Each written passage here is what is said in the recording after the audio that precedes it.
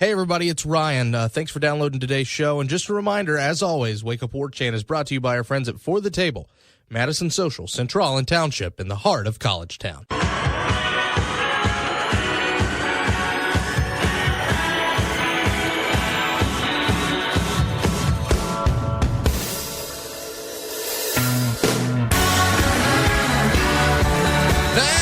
Ladies and gentlemen, from Tallahassee to Thomasville and from coast to Atlantic coast, it's time to Wake Up War Chant here on 97.9 ESPN Radio. And the happiest of Wednesday mornings, December the 6th, to you and yours. A new era begins at Florida State University. We'll talk all about that. But before we do, you're currently listening to the voice of Ryan Kelly. I'm the director of digital media at warchant.com. Drew's on the other side of the glass, pushing buttons and making things work. How are you, my friend? I'm doing well. How are you? I'm doing just fine. Of course, you know Willie Taggart, the new head coach of Florida State, only the 10th head coach in the history of the university. But thanks so much for waking up with us here at 6 a.m.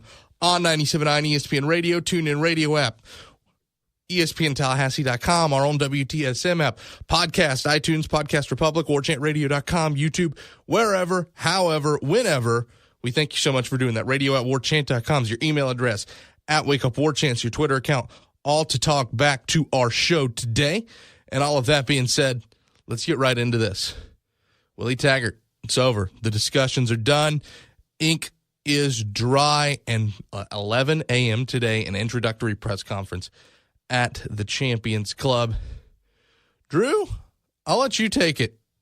Your initial reaction, are you just happy to get the thing done? Are you excited for a new era? Well, like, what was your initial reaction when you first saw the news? Is it just because I think for me, especially after covering this for these last couple days, it's just finally terms. Yeah, I think it had just gotten to that point where we all thought this was done, and the longer it got dragged out, the more you kind of worried a little bit. But I will say this: once it got past a certain point, you really felt like, well, there's no way Taggart can go back at this point. So I knew that it was more than likely a done deal just because of how long it took, and obviously we had all heard the reports. There just was nothing official. I think when it finally became official, my main feeling was just relief that this thing was finally over, because I was just ready to have our guy and get things rolling in the right direction. And I think it's big as far as perception goes for people to realize here again now, because people forget, because this job hasn't been open for 41 years. I think a lot of people take, Florida State for granted and that there was this little 36, 48-hour period where certain people were trying to act like Florida State wasn't a top 10 to 5 job in the nation. And it's just good that people were reminded of that when Florida State really from the beginning, 5 days ago, got out that Willie Taggart was their number one guy, and people speculated whether or not that was a smokescreen or not, or if they were even going to be able to pry him away from Oregon after only being there for 1 year, because Oregon is obviously a good job in and of itself. And Florida State never wavered. I mean, they went out, they knew what they wanted, and they got it. And I think it was a highly efficient, really smooth hire by all accounts. I know it was tough to hash out, but it always is when you're working with Jimmy Sexton. As frustrating as he can be from a fan's perspective or anything like that, listen, the guy's good at what he does. It's frustrating, but he's just doing what's best for his clients. But, yeah, I mean, excited to have this thing done, excited to see some of the reports about potential staff. And if you guys needed any more confirmation that this hire was a good one, Feinbaum was not exactly overwhelmingly glowing about this hire, which is a good thing, guys, because I've seen him glow about some of the worst hires in college football. So I promise you this is a good thing that Feinbaum is kind of on the fence about it. Let's talk about it this way. When we opened Monday's show, I said Florida State is in a desperate reason to feel good about itself, and Saturday's game proved just that. And Florida State has had a week to feel good about itself, not just in football, but, of course, the big win that basketball has on Monday night. But this isn't about hoops. This is about Willie T. And when it comes to all that stuff, the thing with this whole thing is that Florida State's job has not been open for 41 years. You hit it right on the head, Drew. It's been a long time. And I don't think it's that people take Florida State for granted. I think it's just that because it hasn't been open, people don't think about it as a job that people go to. People think about it as a job that's given to somebody or somebody takes the ring. I mean, people think about, because the only time in most people's lifetime, at least most younger folks, that Florida State had a job opening, they think of it as it was a hand-picked successor. And I think a lot of people thought maybe that's how this goes the next time. Maybe Jimbo Fisher eventually hands off play calling. He likes the guy. He's named head coach in waiting in 15 years. Maybe that's how this gets done. But that's not how it got done. Of course, we know the situation went as crazy as it did. And Florida State was in a decently strange place. You have Jimbo Fisher leave you high and dry Friday the way he left. You have all the stuff that happens over the weekend. You have that press conference on Monday. And for Florida State to go out and say, you're our number one guy, you're who we want, come here. And tell that to a guy who had been at Oregon for less than a calendar year, less than 365 days. When you're able to go out, when you're able to talk to him, and get this deal done. And don't get me wrong, a lot of stuff on Willie's side helped too. A want to be back in his state, a want to be back near his family, a want to coach at a place that many consider his dream school, and I think he's among those many. And I think you're going to hear that from him today. The fact that you were able to go out and get him speaks a lot more volumes about you than it does about the guy who left you. And I'm not trying to make this about Jimbo Fisher, but it's hard not to compare the situation. The job comes open, you fill it with exactly who you wanted to fill it, and let's be honest, the guy you needed to fill this job with, the guy who made perfect sense from the get-go, the guy who knows this state, he knows this recruiting, he runs an offense that's dynamic, that can help you in situations where, let's face it, your offense was not always great at moving the ball over these last 2-3 seasons. You have an offense that a first-year quarterback maybe won't be an expert at, but also just won't look like it's work on the job or a learning curve on the job always when he's out there. You're going to have a defense that, guess what, goes up against a spread offense in practice and knows how to go up against those type of concepts and principles. You're going to have a football team that not just in facilities, but in X's and O's looks like it's ready to move into the 21st century.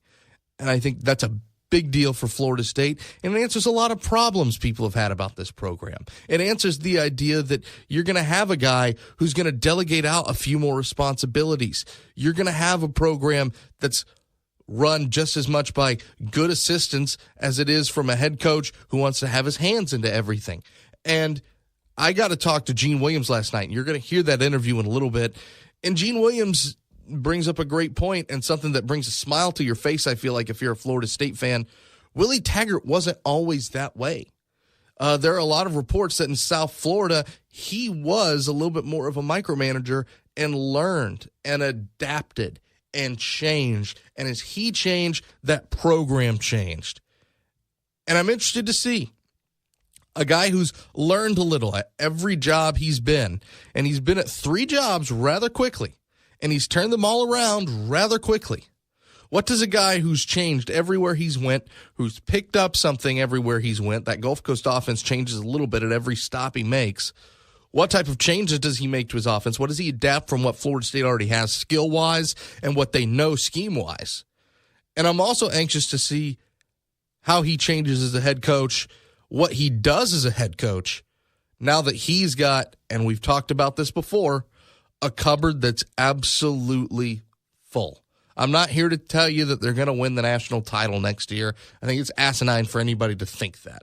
You know, if they won the ACC, maybe they can get into the playoff. Things happen. But I'm anxious to see just how competitive Florida State can be right away with the talent that they have, because right now, regardless of what happens with this recruiting class, there's certainly enough to go around. Yeah, the thing is the thing that scares people, obviously, and that Florida State fans haven't gone through, is with every hire, there's always there's a certain level of uncertainty. And there's no surefire hires out there. It's just not the way that things go. With every hire comes risk.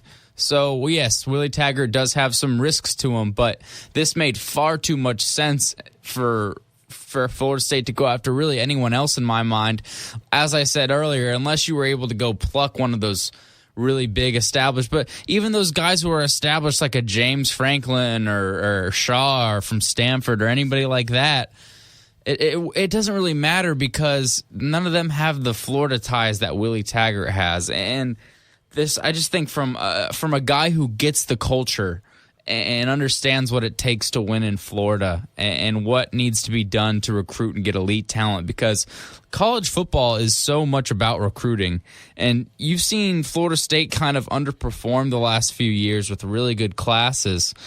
And who knows really why that's happened, but I think it's just going to be really interesting to see a new guy get in there with some actual, I shouldn't say it like that, not to throw shade at any of our staff members, but a new... But you're getting a staff upgrade. A staff upgrade and young and energetic and more relatable to the players. I mean, the other thing is, too, you got to see here is the players yesterday seemed really, really excited about Willie. I know he's going to be here around 8 a.m. or so to address the team. I'm interested to see how that all goes down and what everybody has to say about him. But the one thing I can promise you for sure about Willie Taggart is, as far the recruiting classes are going to be just fine with him here. It's an exciting place to be. The unknown is exciting. We haven't been there in quite some time. So we'll see how this thing works out. But I think it was as good of a hire as Florida State could have made. You took the words right out of my mouth with one of the best things here is that regardless of what was going to happen in the offseason with assistant coaches, regardless of what was going to do and change in this program had the past administration stayed, you knew that you had some culture fixing to do. And the reactions on social media, the smiling faces, the guys saying we're going to be just fine, we're going to be right back next year, I think tells you all you need to know about how these kids feel about this hire. They often say, if you don't have anything nice to say, don't say anything at all. And they had plenty of nice things to say, and a lot of them said them. I think that says all you need to know about a guy that folks are going to respond to. Everywhere Willie Taggart's gone, he's fixed the culture. He's brought in a level of trust. And that is partially why I feel so bad for the kids at Oregon today, especially after listening to some of those interviews. Because this is probably about the one job Willie Taggart would have left Oregon for, and it just so happened to come open after that first year. And, everybody wants to dive into his overall record at 47-50, but that's just not fair. And if you want to take a look at what Western Kentucky and South Florida were when he if you really want to dive into it, you'll see exactly what he's done at each stop. You just can't go into places that have nothing there and expect to win right away. It's just not the way that it works. But what you have seen is when he's at a place, which he hasn't been at a place for a long period of time, but when he is at a place for a couple of years, and he starts to get his guys in there and his system integrated, they win. And he did it at USF.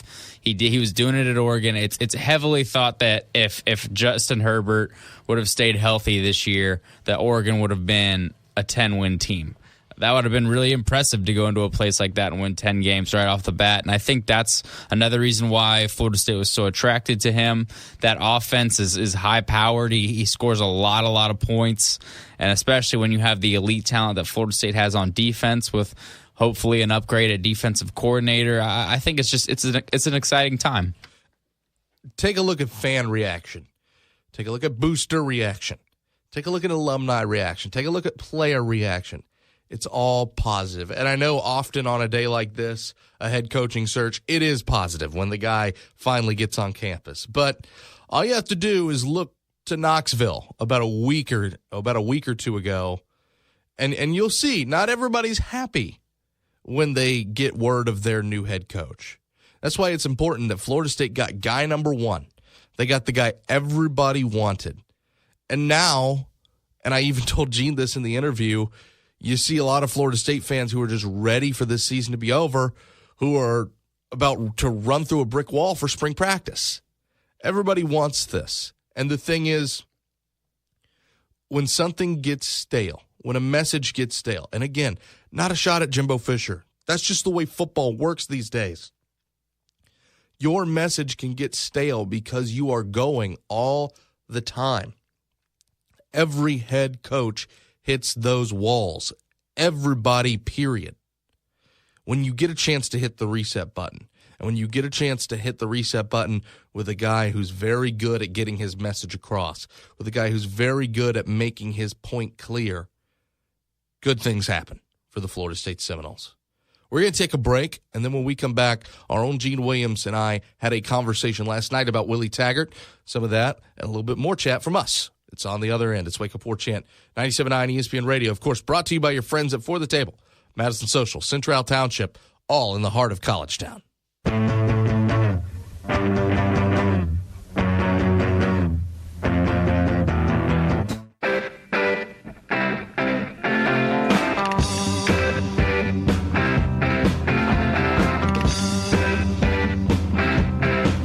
Welcome back. Wake Up War Chant, 97.9 ESPN Radio. Head coach Willie Taggart. That's a name that you should be getting used to, and of course a title as well. The 10th head coach of the Florida State Seminoles, as we have already discussed here before. But we have not discussed it yet with the founder administrator of warchant.com, Mr. Gene Williams, who joins us on the phone line.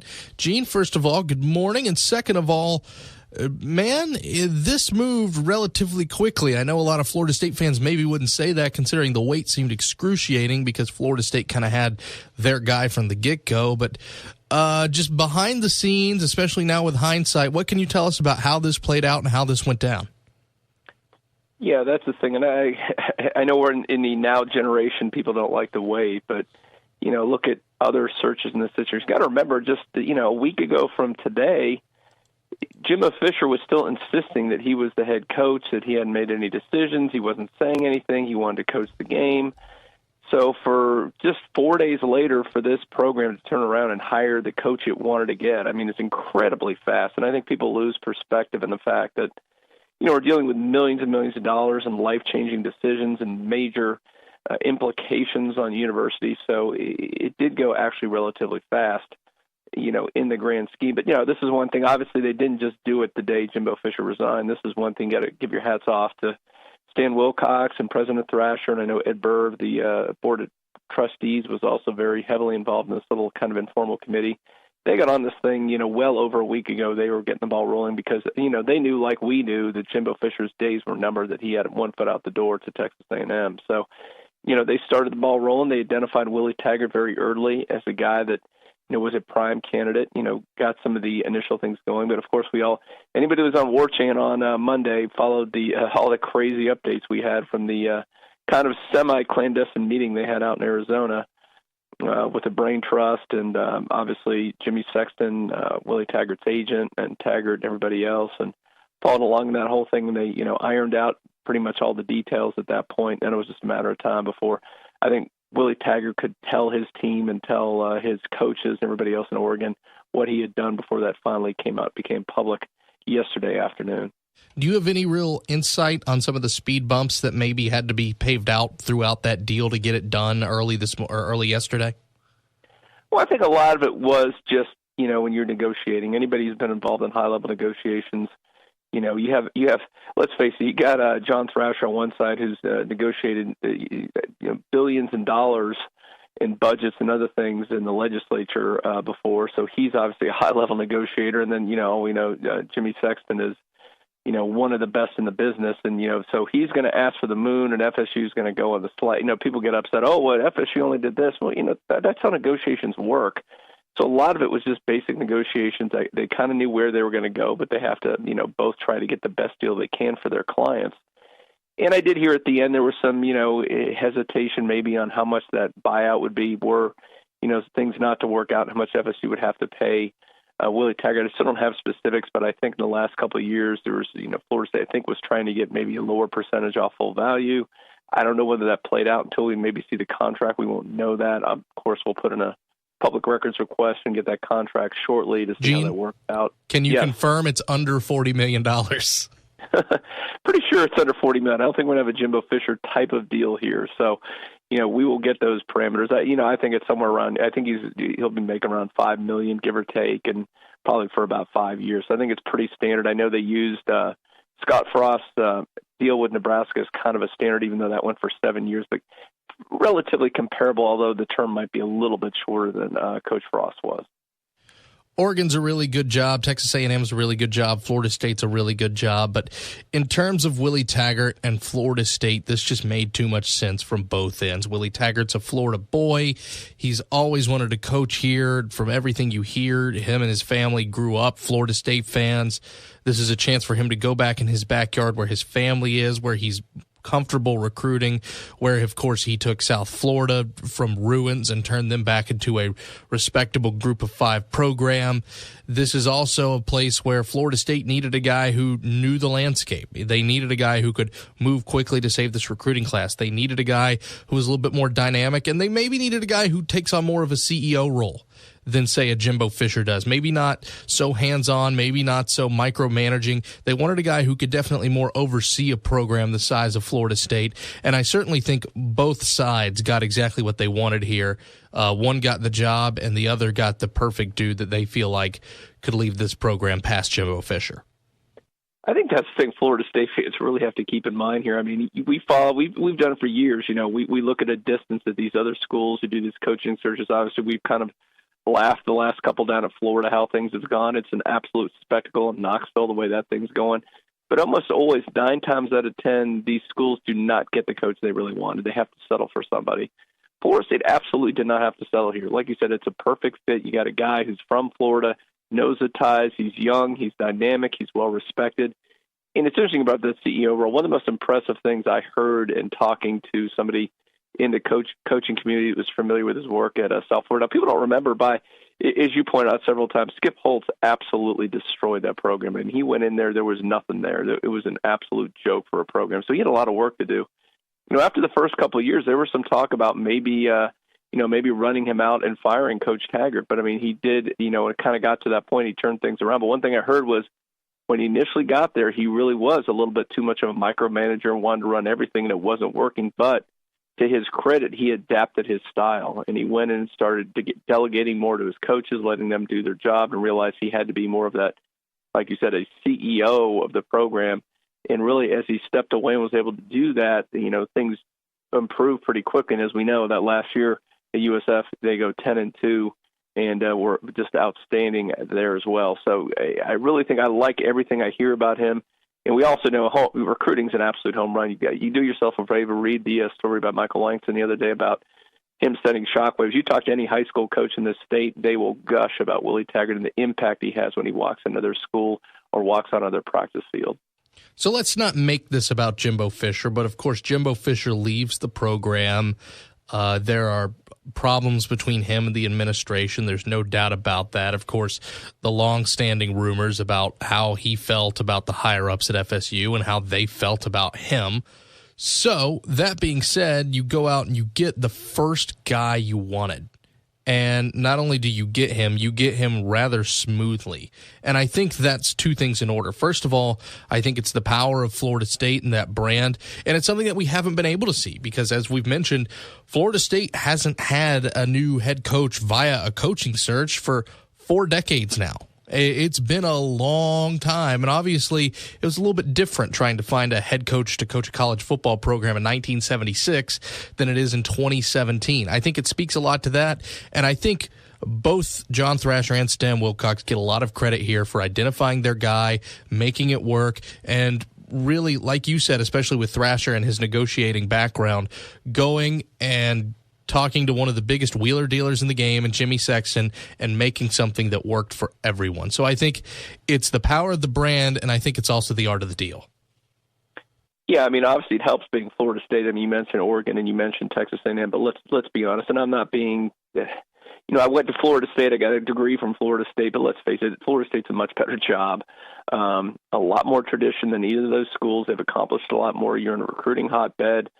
And it is a destination job. I mean, I know it's funny that people went back and, pulled some of Jimbo Fisher's quotes from not too long ago that he was saying that, but it really is.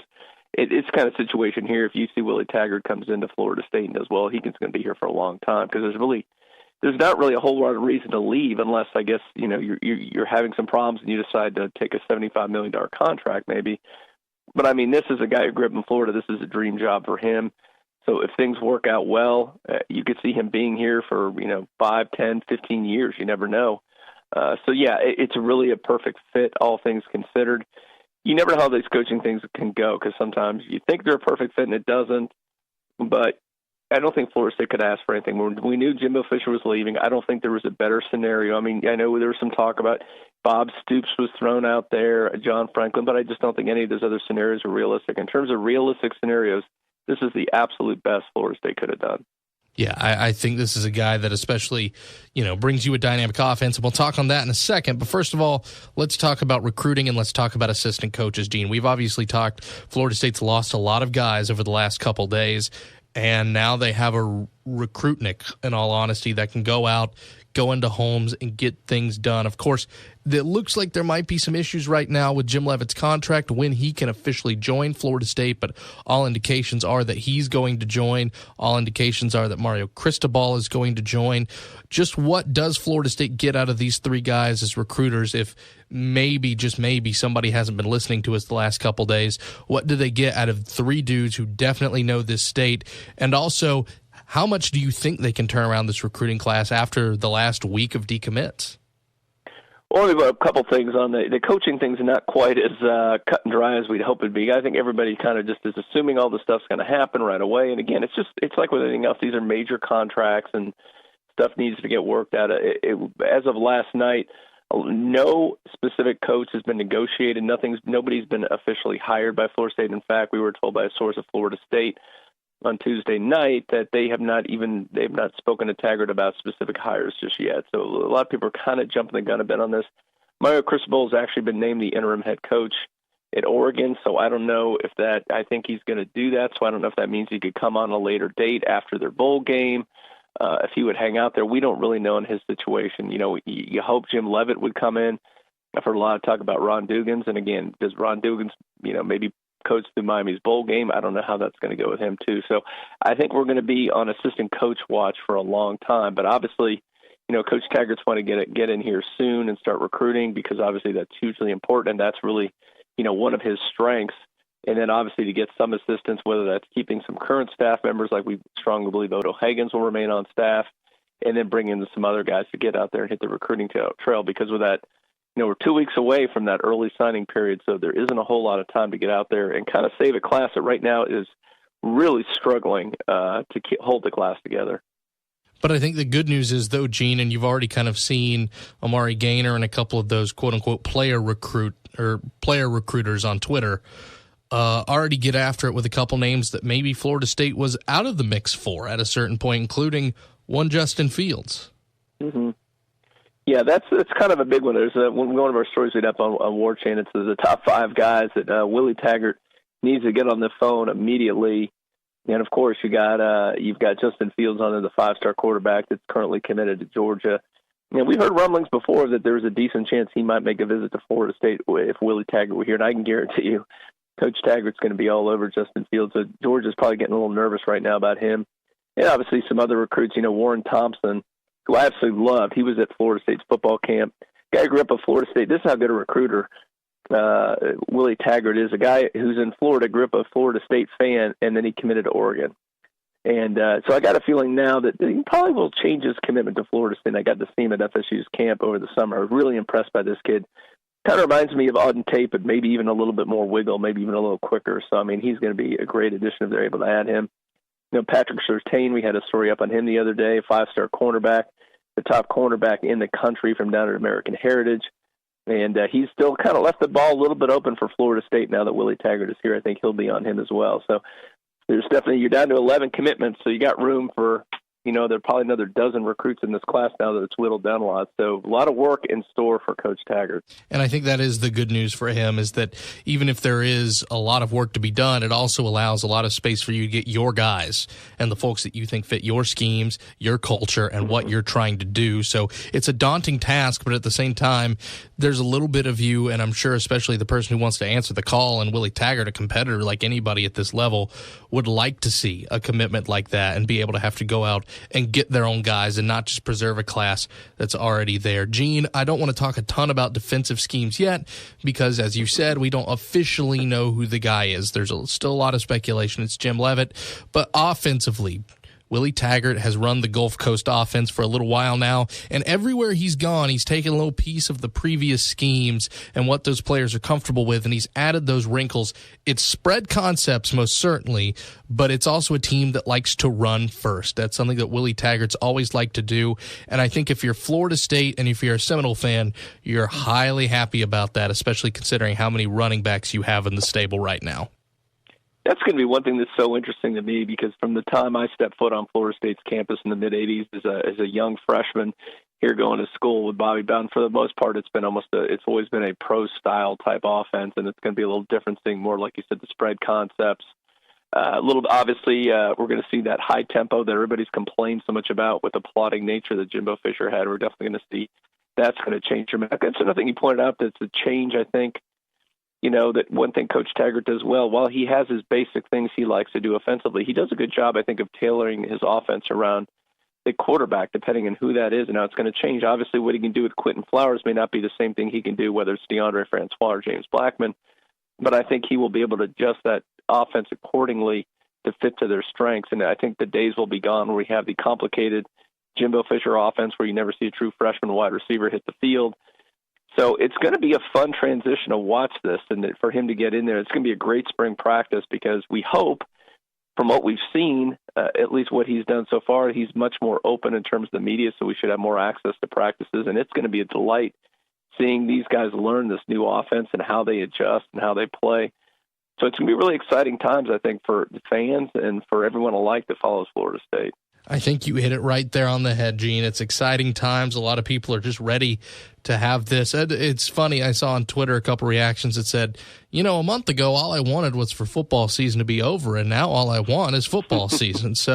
But the good news is, if you want a little football season and you want a little basketball, Coach Taggart going to be at the game tonight at the Tucker Center, and of course, they're coming off a huge win against the Florida Gators. So it's going to be I think we're in for a really fun day, Gene. Between the introduction, between the basketball game, I think there's a lot of stuff going on, and I think, not to be the salesman, but we're going to keep you posted here on warchant.com, and it's going to be a lot of fun. Yeah, it really is. From the time the marching chiefs greet him out, the Unconquered statue, we got our press conference going at 11 o'clock, and we'll have the little live stream, and then I'm sure you'll have the video up afterwards. And then, of course, he will be, like you said, at the basketball game, and I'm sure he will I think they will be packing the tuck tonight to introduce Coach Taggart to Tallahassee. So you're right, it's going to be a fun Wednesday. Absolutely. Gene, thanks for joining us. Always appreciate it. Hey, thanks for having me, Ryan. We're rolling along right after this. Wake Up War Chant, 97.9 ESPN Radio, brought to you by your friends at For the Table.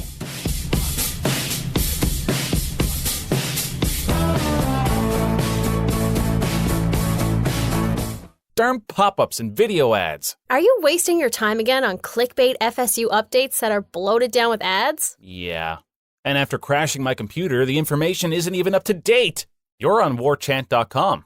What's really going on with the Seminoles? For the real scoop, you'll need to get your own War Chant subscription. What's it cost? Free. There's a 30-day trial offer right now. You know I like free. Sign me up. Use the promo code WARCHANT30. That's WARCHANT30. Nobody has more accurate and timely information on the Noles than WARCHANT.com. WARCHANT.com, your ultimate Seminole source.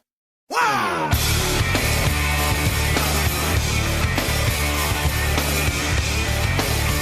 Here with you till the end of the hour. Wake Up War Chant 97.9 ESPN Radio, brought to you by your friends at For the Table. By the way, our friends at For the Table are going to be open at 11 if you want to watch Willie T's introductory press conference.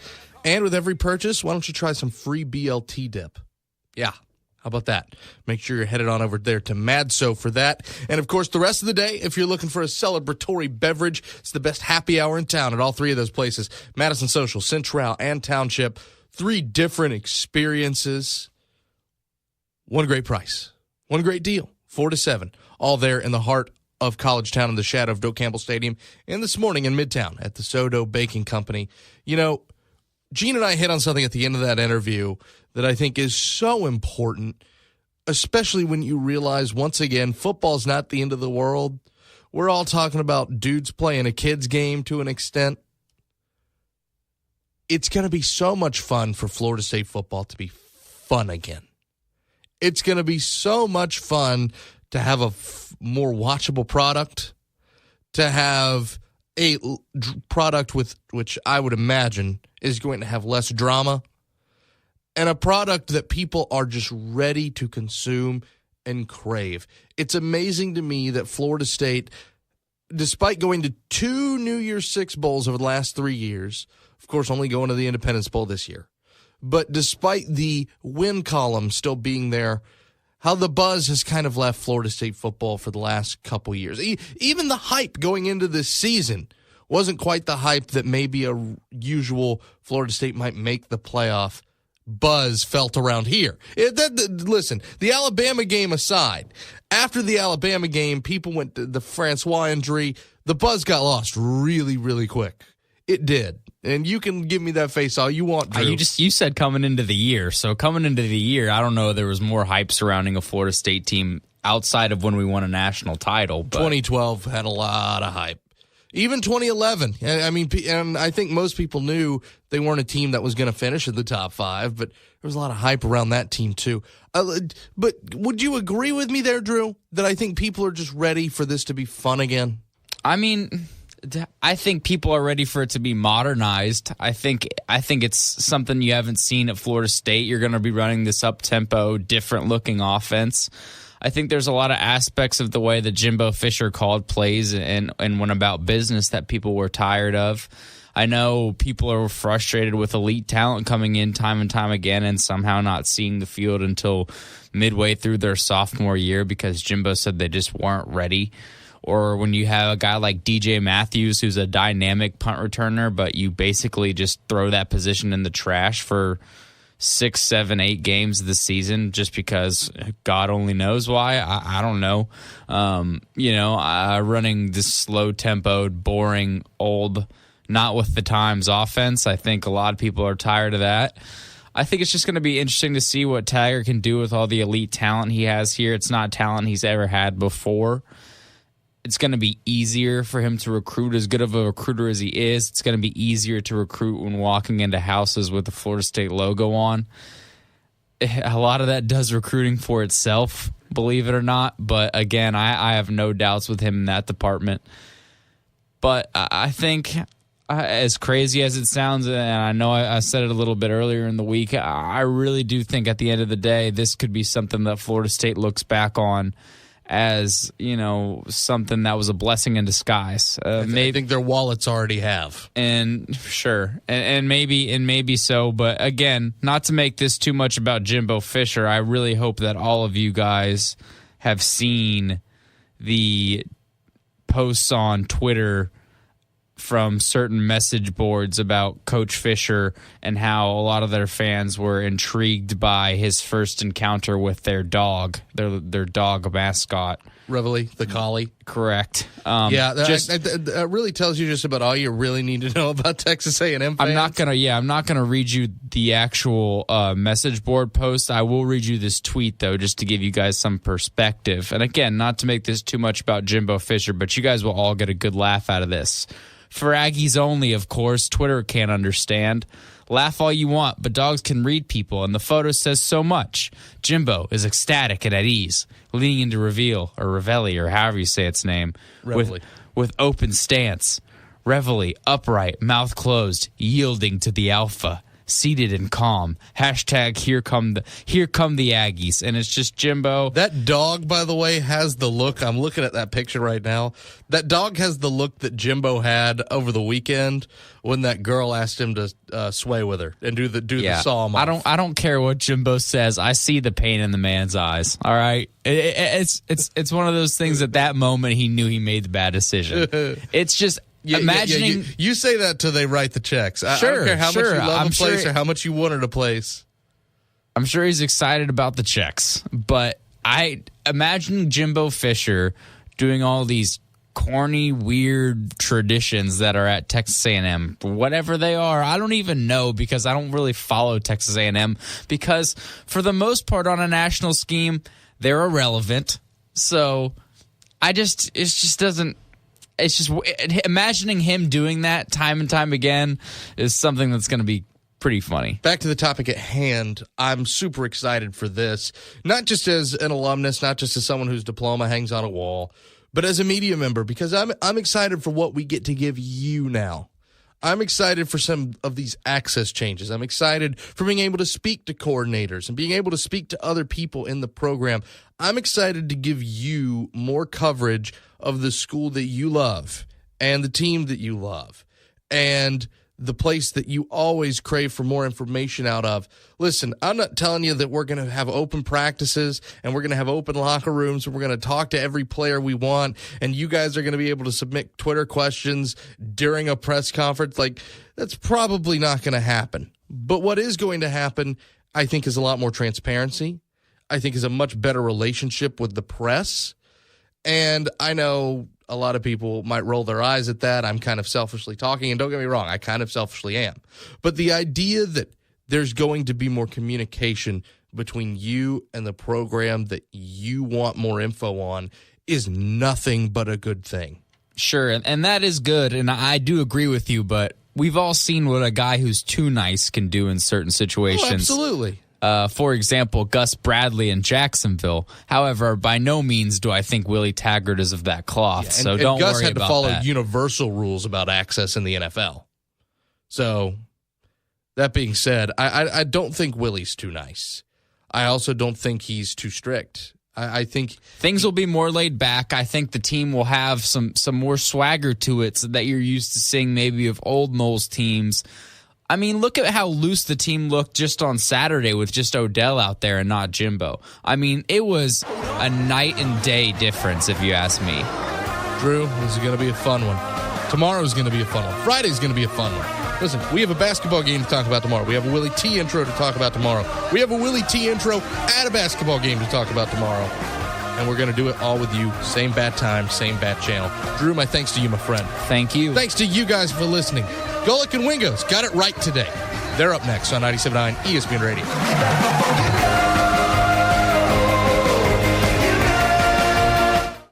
WarChant.com is the ultimate inside source for FSU football and recruiting. And now you can get in on the action for free for an entire month. WarChant.com is offering a risk-free 30-day trial subscription. Get full access to the #1 website covering the Seminoles just by entering the promo code WarChant30. That's WarChant30. Sign up and get in on the world's most active FSU message boards. Receive breaking news, stories from our award-winning staff, plus get exclusive interviews and videos. Just enter the promo code WarChant30. WarChant.com, your ultimate Seminole sports source.